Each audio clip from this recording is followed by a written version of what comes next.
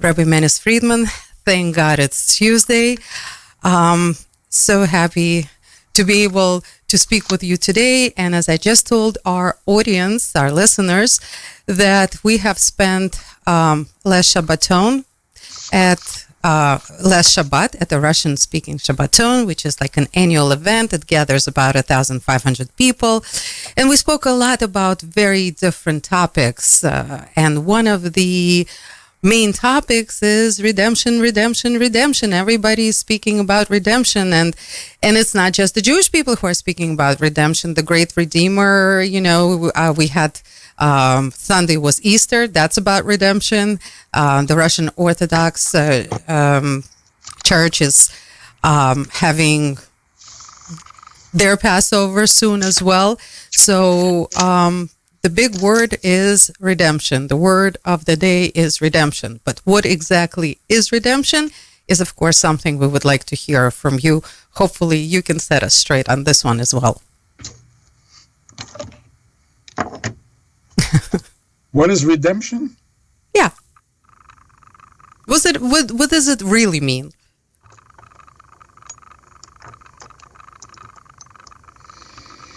Well, the first question really is, what do we need to be redeemed from? What is wrong with how we are that we need to be redeemed? If you're talking about slavery, yeah, well, of course. People shouldn't be slaves. Even people who want to be slaves shouldn't be slaves. There's no mystery there.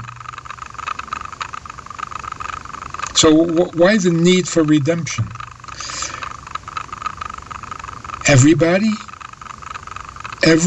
needs to be redeemed. We're not all slaves. In fact, we haven't been slaves in a long time. We almost forgot how. What do we need to be redeemed from? That's a very important question. Because how do you know whether you are redeemed if you don't even know what you're being redeemed from? You could tell yourself you're redeemed and you're not. You can tell yourself you're not and you are. How would you know? And that's why saying we need to be redeemed is like starting in the middle of a story. Tell me the beginning. Start from the beginning. How did I get messed up that I need to be redeemed? And who messed me up? It's a very important question. Also, what do you consider messed up? Who agrees or who admits that he's messed up? A person who can't function? That doesn't take any brilliance. If you can't function, you got a problem. That's not everybody. You got yourself into trouble, now you got to get yourself out of trouble. Is that redemption? So what are we talking about? So to get right to the point, to cut through all the clutter, there are many issues, many dependencies, many addictions in which we are enslaved. In fact, the human spirit, and this is something we really need to think about and know about it, and we did talk about it during the Shabbat. The real enslavement is that the human spirit feels enslaved by being human. The humanness, the condition in which we are created, you're created a human being, and in some way that enslaves me. Because I don't want to be a human being. So I don't want to be a mensch. I want to be something more. That's what we mean by purpose of life, Why am I here? Why are you here? Just be what you are. Stop kvetching. If you're a man, be a man. If you're a woman, be a woman. You're Jewish, is Jewish. You're alive, you're alive. What is this issue with why and what for and what is the purpose? Why can't we just settle down and be content?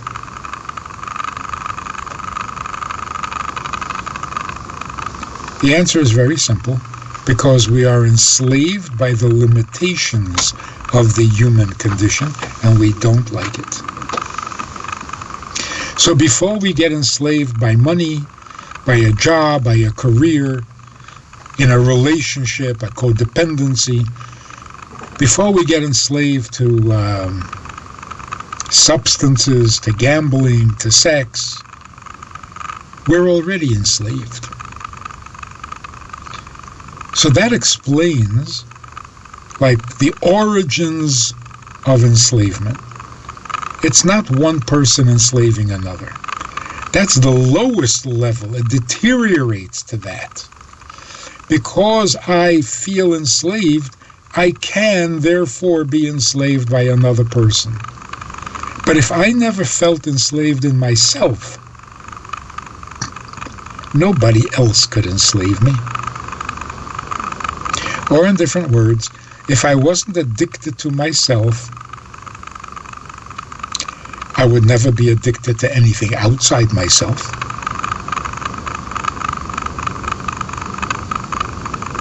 So this is what the Torah is trying to tell us. God created us human so that we can become something more. We are not a finished product. That's the meaning of, in 6 days, God created everything to do something with it. Everything that was created needs to become something more. So God created a perfect potential. It's our job to live up to that potential, to bring out that potential.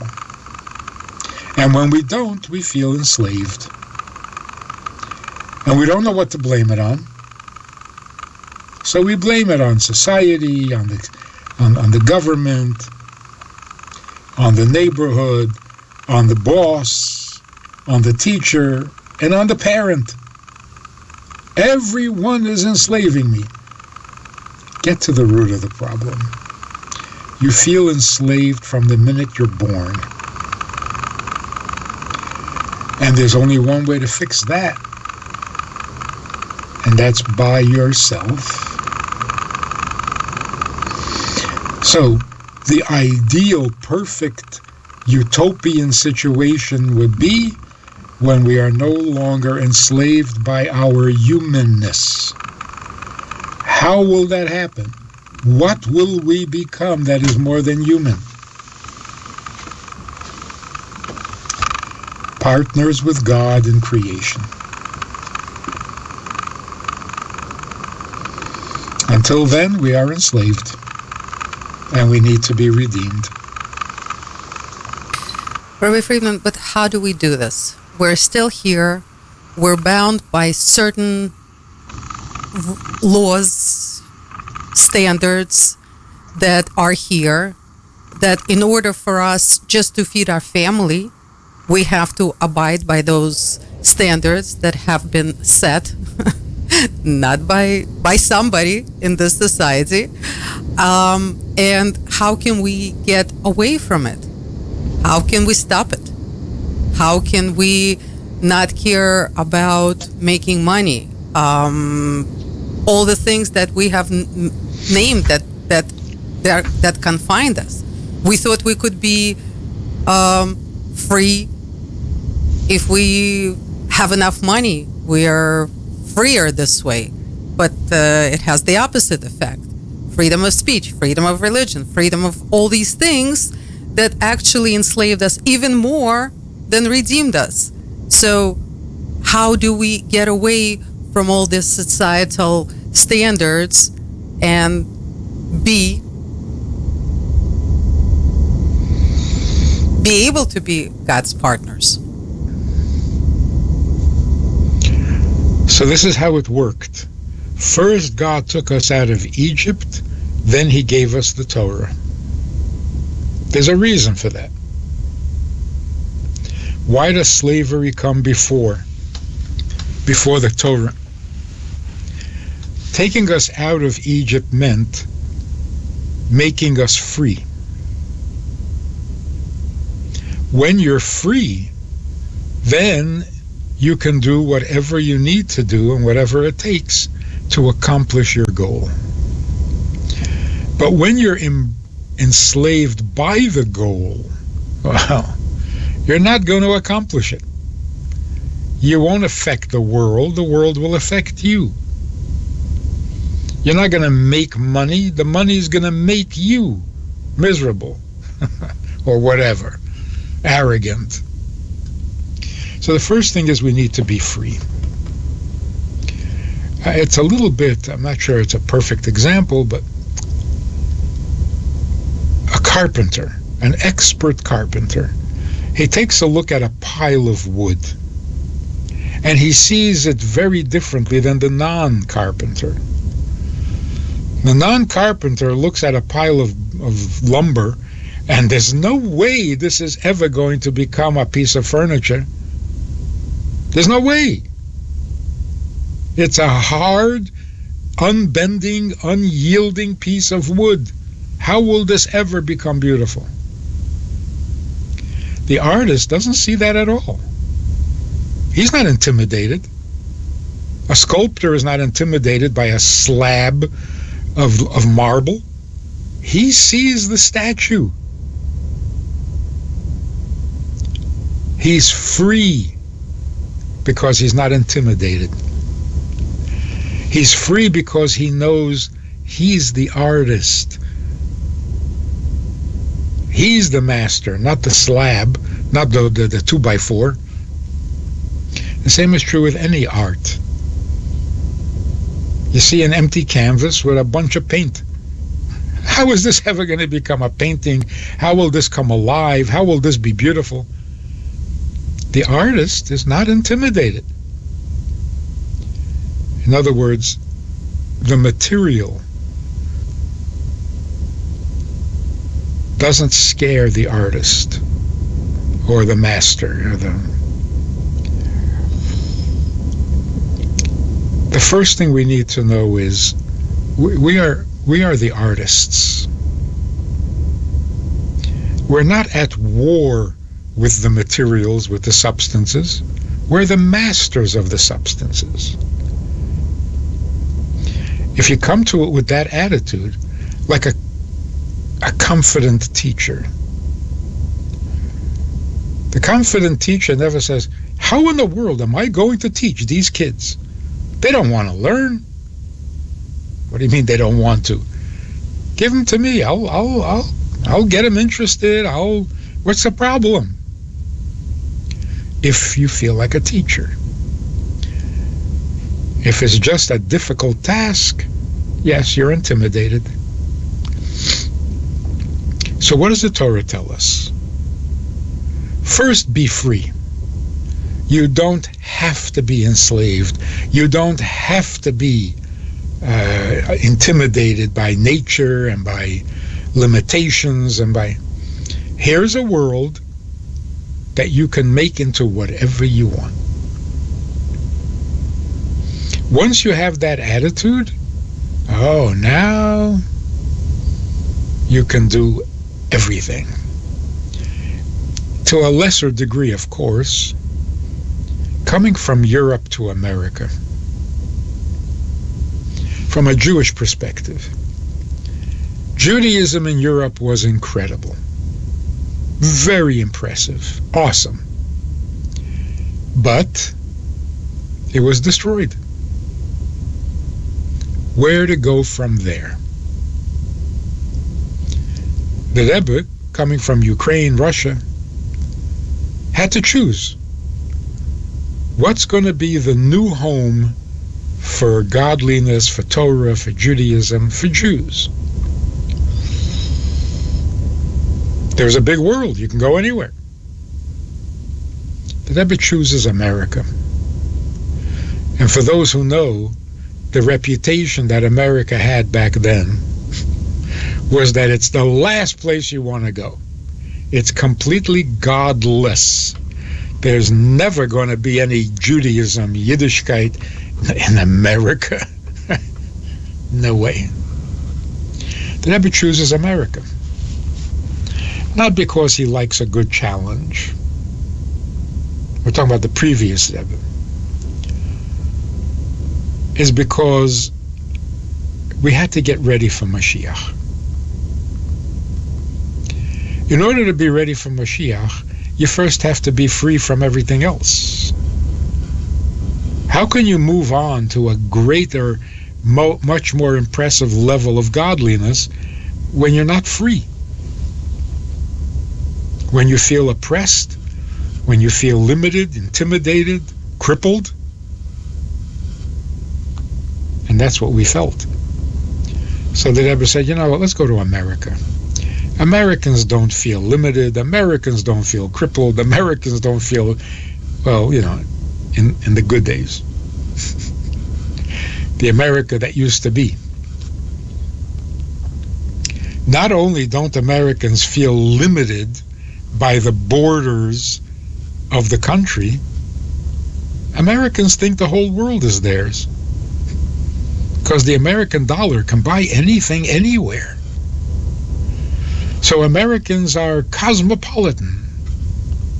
We go anywhere in the world proudly telling the world that we are Americans. And the Rebbe felt, you know, Jews need to get a little of that spirit. We need to feel free. So when freedom seemed to be a contradiction to religiosity, the Rebbe felt, no, freedom is a necessary introduction. It's like, let's get out of Mitzrayim again, and now approach Torah with a whole different, higher, deeper commitment and insight. Hasidic Judaism, Chabad Judaism. Much deeper, much higher, much greater, much more universal. So where can you do that? In a place of freedom. Freedom is not scary.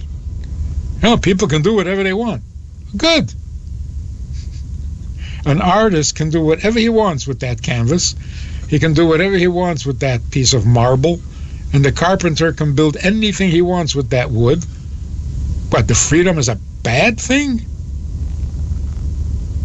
We never stop thanking God for taking us out of Egypt. Every day of the year, 3 times a day, for taking us out of Egypt. We can't get over it. Which means we're free. And freedom is a bad thing? No. So we're going to celebrate Pesach again. You know, somebody asked Sharansky, do you believe in the Exodus? A non-Jewish company was filming, and they interviewed him, and they asked him, do you believe in the Exodus? He says, I am the Exodus. I was enslaved and I came out. So yeah, leaving Europe is like coming out of Mitzrayim.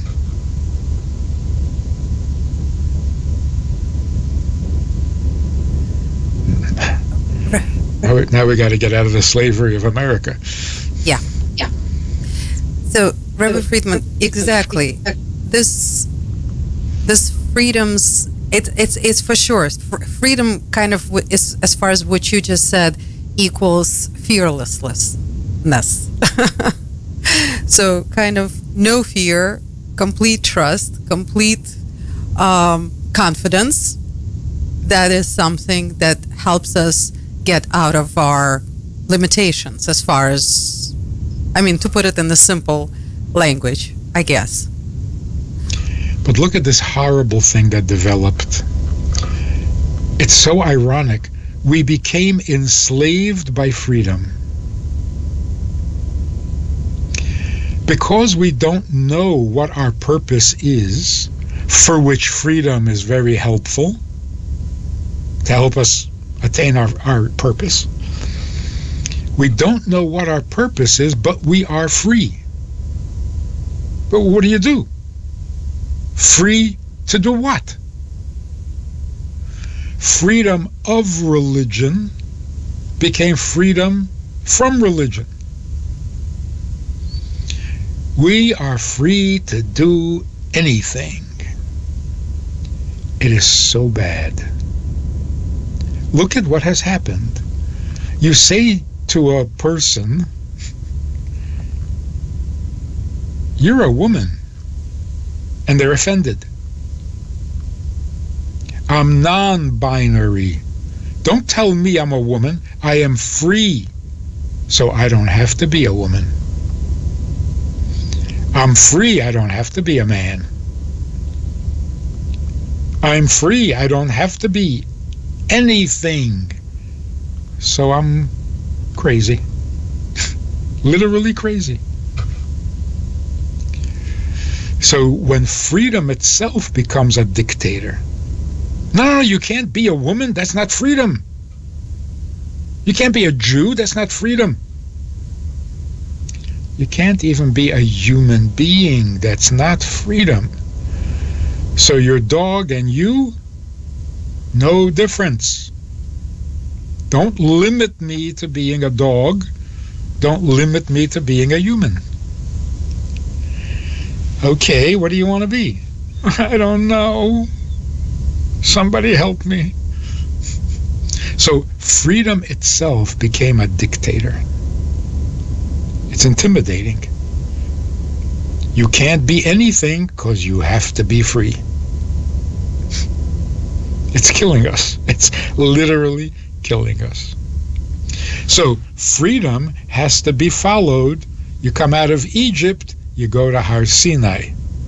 You can't just sit there being nothing. So from Mitzrayim, you go straight to Har Sinai. And you receive the Torah, you receive your marching orders. You are now free to do this. 613 mitzvahs. Otherwise, you might get enslaved by freedom. That's probably what we mean when we say in the Haggadah on Pesach, if God hadn't taken us, our ancestors, out of Egypt, we and our children and our children's children would be enslaved. That's a pretty big statement. This is 3,000 years later. We would still be enslaved? Maybe this is the meaning. God took us out of Egypt to take us to Har Sinai. If we had come out of Egypt any other way, if we had just gained freedom, we would now be enslaved to the freedom. The miracle of our coming out of Egypt is that we came out with a purpose, with a plan, with an objective. So freedom did not enslave us. Freedom was our tool,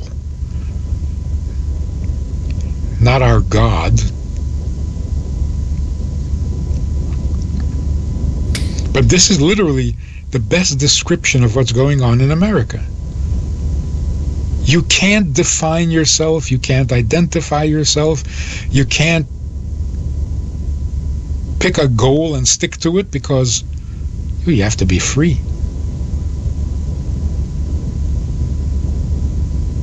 Rabbi Friedman, is this happening only in America or around the world? Around the world. People are so enslaved by freedom, they're becoming jealous of those countries where there is no freedom. It's so twisted. Yet, no one is still at a point where they can make a clear decision that this is not what I want. This kind of freedom to be anything, anytime, anywhere, anyhow is not what I want. People are still kind of going towards that. Why? Simply because they don't have an alternative. No one ever told them what they should be, what they're designed to be, destined to be. So they keep looking. They don't know where to look. So every mishigas that comes along, you can't be straight, you got to be gay. No, you can't be gay, you got to be... What should I be? Well, whatever you are, don't be it. Because you have to be free. It's crazy. It literally drives people to suicide.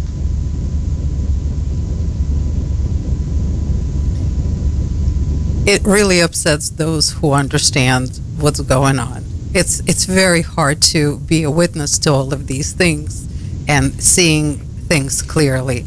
Rabbi Friedman, another thing that I thought was pretty obvious, but apparently I found out that it's not as obvious as we'd like it to be, and that would be the word galut, exile. When I spoke to people at the Shabbaton regarding that topic, exile, it seems like people are like, why do we have to be in exile? Israel is right there. Just pack your bags, go to Israel, and there's no more exile. So exile does not mean to all people what it should mean. So the question, of course, is what does that really mean? What should it mean? How should people understand exile, which we are in right now? People living in Israel are not in exile? Okay, let's say a certain fragment of the population, Jewish population, are living in Israel, feeling guilty that they're occupying someone else's land. So are they home or are they homeless? They're certainly in exile. They're not comfortable in their own home. They're not comfortable in their own skin. That's exile. The opposite of exile means to be home.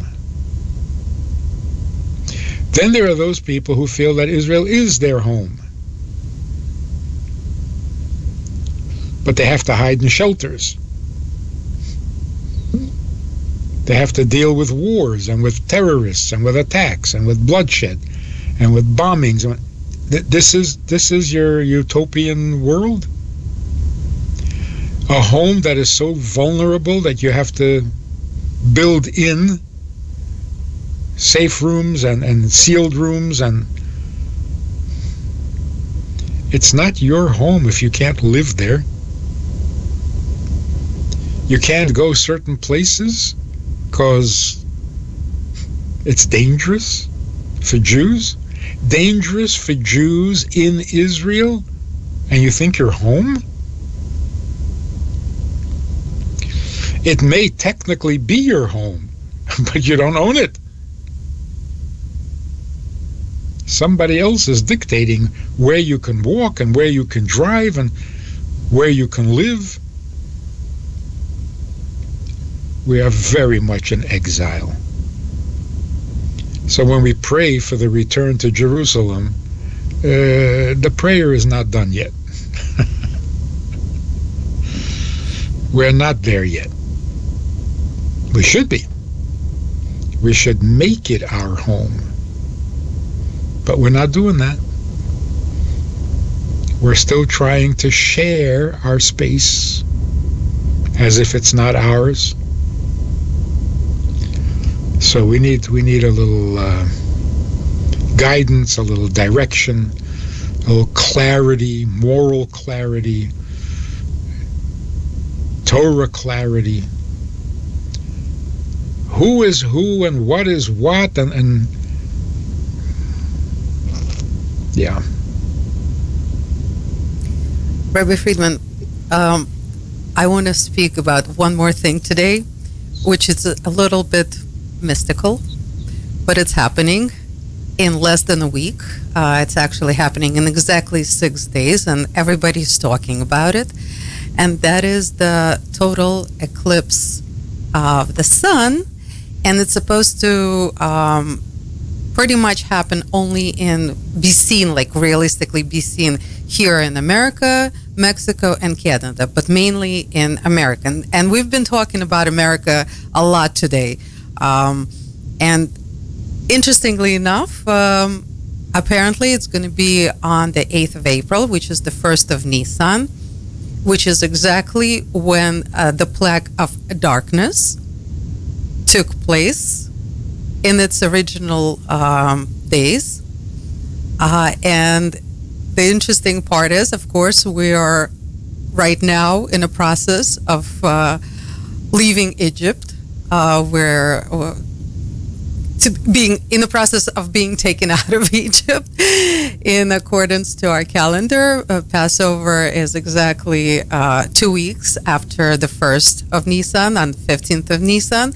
So, and pretty much this year, the calendar, the original events are happening this year exactly as they happened originally in accordance to the Jewish calendar. Does that mean anything at all? Well, it could get pretty dark and negative about it. The plague of darkness in Egypt was good for the Jews or bad for the Jews? Good. There you go. It's a solar eclipse, right? Yeah. Which means that the moon is blocking out the sun. Mm-hmm. Which is kind of amazing because the moon is so much smaller. How could a tiny little moon block out the huge sun? The Jewish people are a tiny fraction of the world's population. And we could develop we have developed a huge inferiority complex. There was a rabbi here in Crown Heights. He was tiny. He wasn't a midget, but he was close. Very, very small guy, but amazing guy.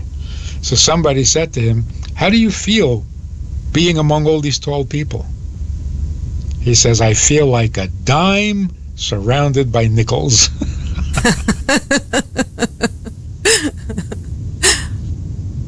It's such a good answer, right? How does the moon feel compared to the sun? Like a dime compared to a nickel. The fact that the moon, which represents the Jewish people, because our calendar is a lunar.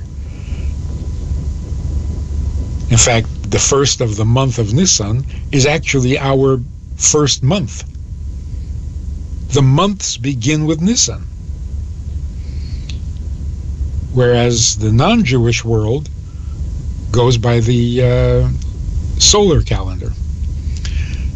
So the moon blocking the sun simply means that the Jewish people, being a tiny minority, is still more significant or more powerful than the sun, because without the Jewish people, the sun has no purpose, no direction, no wisdom. So it's a very encouraging and a very empowering experience or event. Even the darkness that it creates is not a negative darkness. It's a sobering darkness. Like what happens when the sun sets? People become more normal. Do they? The day is over. Yeah. The day is over. Calm down. Go home. Settle in. Have something to eat. sit by a fireplace. The night is so much calmer. Or as the Gemara says, night was created so that people would study. You can't work in the fields because it's dark out there. So what do? You read. And I think that's a traditional thing. What did people do after sunset in the early years? They read. They educated themselves. Or you turn inward. So it's a more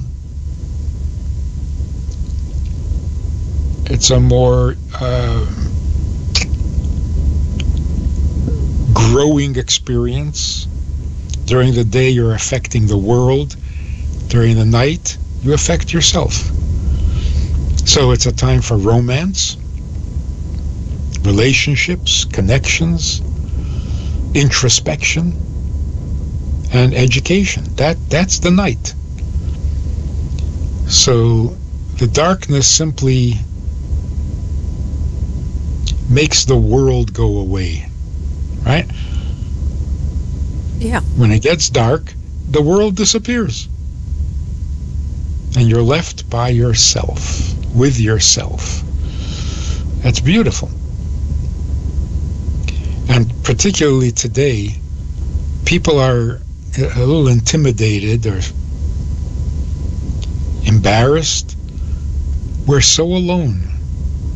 We have no allies anymore.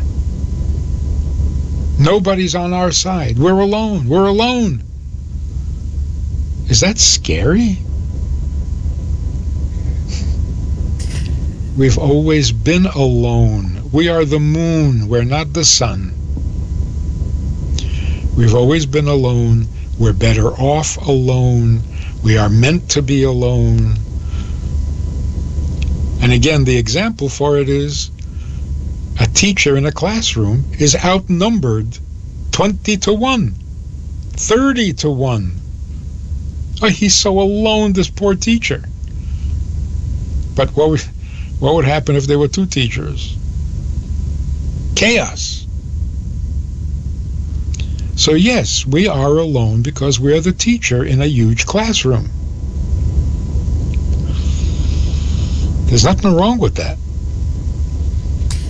So God gives us the focus of the world, which is amazing in itself.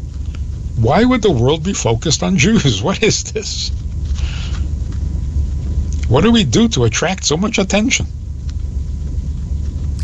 Rabbi Friedman, tiny little country. Yeah. Okay. Absolutely. And this is the whole thing. We have world's attention on us, positive or negative. We still got the attention. And I'm sorry, we know that every day we look 10 hours a day into the phone, basically for one reason, to see if Mashiach is coming, if it's time yet. And I just want to ask you, because of course it's just this, it has to happen now. It has to. Everybody is in sync with that. Anybody who understands, at least remotely, what's going on in the world, understand that this is the time. And of course the question is, your opinion. The fact that the calendar, the original calendar and this year are completely in sync. The fact that we're getting a solar eclipse on the 1st of Nisan, exactly the time where the original darkness happened, and all our holidays are exactly as they happened then, when everything was original. Does that mean, can it possibly mean that this is the time? This is the time for us to be redeemed? Yeah, it is the time, with or without an eclipse. And we don't want it to be exactly the way it was then.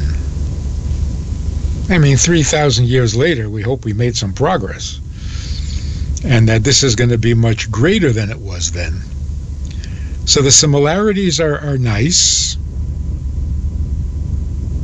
but we want something even bigger, better, newer, unprecedented, something that has never happened before. And not negative, not negative. It's like there are a lot of people who are waiting for the bad guys to get punished, which would feel so good. Yes, it would. But that's not a hope or a prayer. The prayer is that there are no more bad guys, because being bad is just ridiculous, and no human being, no matter how low their IQ is, would do anything so ridiculous as be bad. That's the world we want.